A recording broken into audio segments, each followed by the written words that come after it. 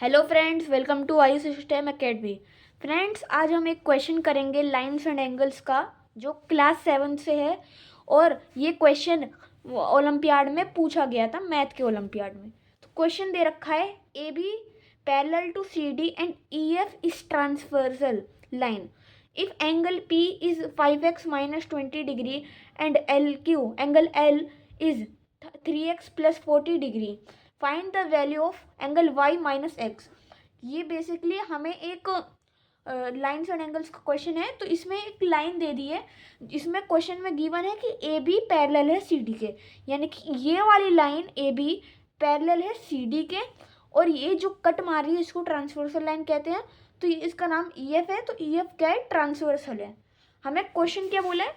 Angle P ये वाला 5x minus 20 degree given है, और एंगल क्यू भी हमें 3x प्लस 40 डिग्री गिवन दे रखा है।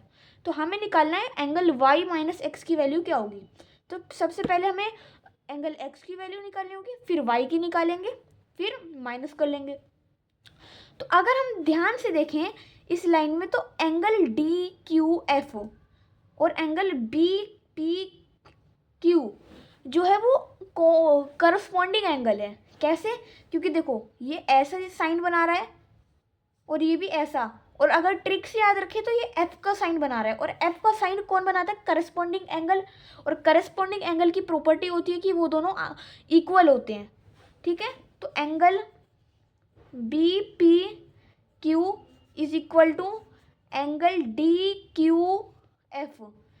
क्यों है इक्वल? क्योंकि करस्पॉन्डिंग एंगल है, करस्पॉन्डिंग एंगल इक्वल होते हैं। करस्पॉन्डिंग एंगल ओनली अप्लाई होते पैरेलल लाइंस में। हमें इसलिए गिवन दे रखा है ये दोनों ए बी और सी डी पैरेलल हैं, इसलिए करस्पॉन्डिंग एंगल भी क्या है? इक्वल। तो एंगल बी पी क्यू क्या है? 5x माइनस 20 डिग्री गिवन है, is equal to 3x plus 40 degree. कौन से? D Q F. इनको इक्वेट कर दो और x की वैल्यू निकाल लो। अब देखो, 3x इक्वल के राइट साइड में प्लस में, तो जब इक्वल के लेफ्ट साइड जाएगा तो क्या होगा? इक्वल के लेफ्ट साइड जब ये 3x ट्रांसपोज हो जाएगा, शिफ्ट हो जाएगा, तो ये माइनस साइन हो जाएगा, क्योंकि इसका साइन क्या हो जाएगा? चेंज हो जाएगा। तो 5x minus 3x is equal to, यहाँ पे माइनस 20 है, इक्वल के राइट साइड जाएगा प्लस 20 होगा, प्लस 40 यहाँ पे लिखा है। ये आपको आती होगी लीनियर इक्वेशन सॉल्व करनी। फिर इसको 2x is equal to 60 degree, x निकालो, ये डिवाइड मल्टीप्लाई में नीचे जाएगा डिवाइड में 30 degree, x is equal to 30 degree. हमारी x की वैल्यू क्या आ गई? 30 डिग्री आ गई। अभी क्वेश्चन सॉल्व नहीं हुआ। अब 5x माइनस 20 डिग्री की वैल्यू क्या होगी? 5x माइनस 20 डिग्री की वैल्यू निकालनी होगी, क्योंकि हमें y भी निकालना है, और ये दोनों वर्टिकली अपोजिट एंगल बनाएंगे। वर्टिकली अपोजिट एंगल मतलब जब दो लाइन इंटरसेक्ट करती है तो उनके बीच में जो एंगल बनता है, जो अपोजिट एंगल बनते हैं, वो इक्वल होते हैं। वो अपोजिट एंगल को नेम दिया गया है वर्टिकली अपोजिट एंगल, तो वो दोनों इक्वल होते हैं। तो देखो, ये इंटरसेक्ट करिए तो 5x माइनस 20 डिग्री इक्वल होगा 2y के। तो इसलिए हम 5x माइनस 20 डिग्री की वैल्यू निकालेंगे।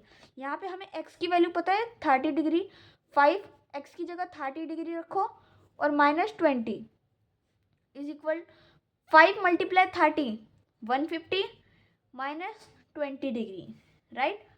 फिर यह आएगा 130 डिग्री। अब हमारे 2y देखो, यहाँ से क्या निकलेगा हमारा? 5x माइनस 20 डिग्री क्या है? B P Q. So angle B P Q is equal to angle E P A. Angle E P A, क्योंकि ये वर्टिकली अपोजिट एंगल बना रहे हैं, क्योंकि ये पैरेलल लाइन पे इंटरसेक्ट हुए हैं, इसलिए वर्टिकली अपोजिट एंगल क्या होते हैं? इक्वल होते हैं। तो 5x माइनस 20 डिग्री हमारी वैल्यू निकल गई 130 is equal to E P A की वैल्यू क्या है? 2y है। फिर सॉल्व कर लो, 130 डिवाइड 2 6 और 65 डिग्री। यहाँ से एंगल y की वैल्यू आ गई है 65 डिग्री। हमें क्या पूछा है? एंगल y माइनस एक्स की वैल्यू निकालनी है। तो y पुट कर दो, y की वैल्यू 65 माइनस एंगल x की वैल्यू 30 डिग्री निकल गई। एंगल x की वैल्यू यहाँ पे 30 डिग्री आ गई थी। 65 माइनस 30 35 डिग्री। तो यहाँ से हमारे एंगल x यानी कि y माइनस एक्स की वैल्यू क्या आ गई, 35 डिग्री आ गई। यही हमारे क्वेश्चन में पूछा था दोस्तों कि हमें y माइनस एक्स की वैल्यू निकालनी थी और हमने ये निकाल दी। ये क्वेश्चन ओलंपियाड में, रियल ओलंपियाड्स में आया था, इसलिए मैंने आज आपको ये क्वेश्चन करवाया, क्योंकि ये ओलंपियाड में ट्रैप क्वेश्चंस होते हैं, ये फंसाते हैं। ओके, तो यहाँ तक हमारा पूरा सॉल्यूशन था। आई होप दोस्तों आपको ये समझ आया होगा। पूरा वर्टिकली अपोजिट एंगल मैंने आपको अच्छे से बता दिया, इंटरसेक्ट करते हैं, अपोजिट एंगल इक्वल होते हैं। Thank you.